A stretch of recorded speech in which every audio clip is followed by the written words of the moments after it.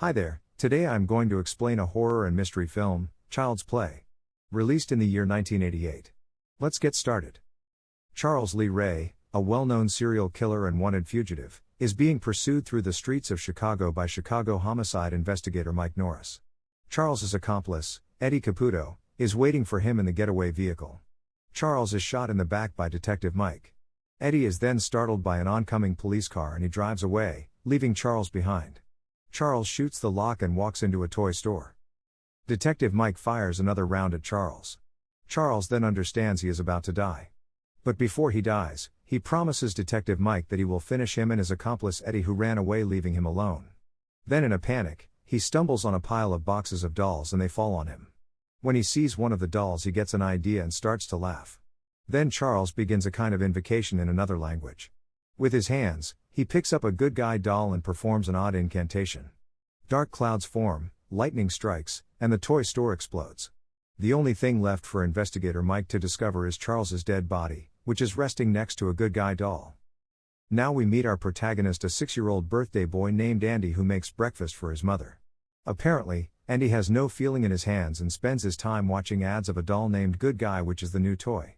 He expects to receive the doll in one of the unopened presents in the living room.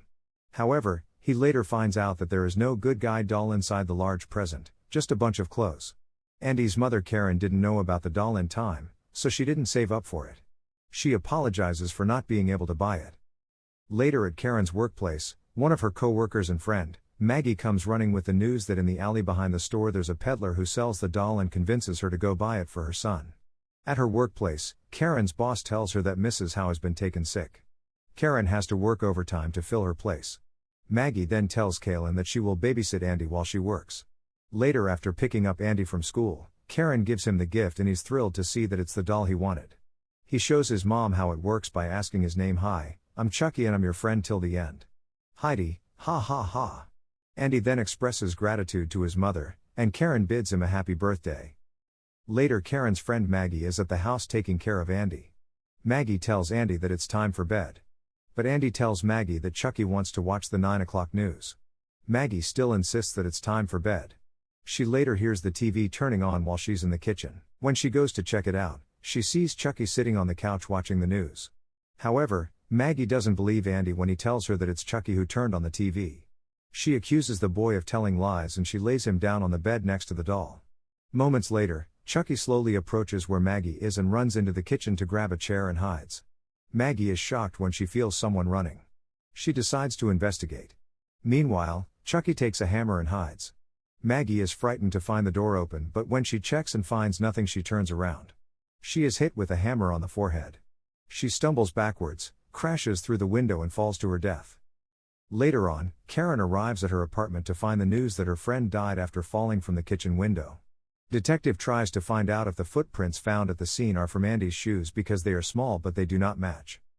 Detective Mike Norris still thinks that Andy did it.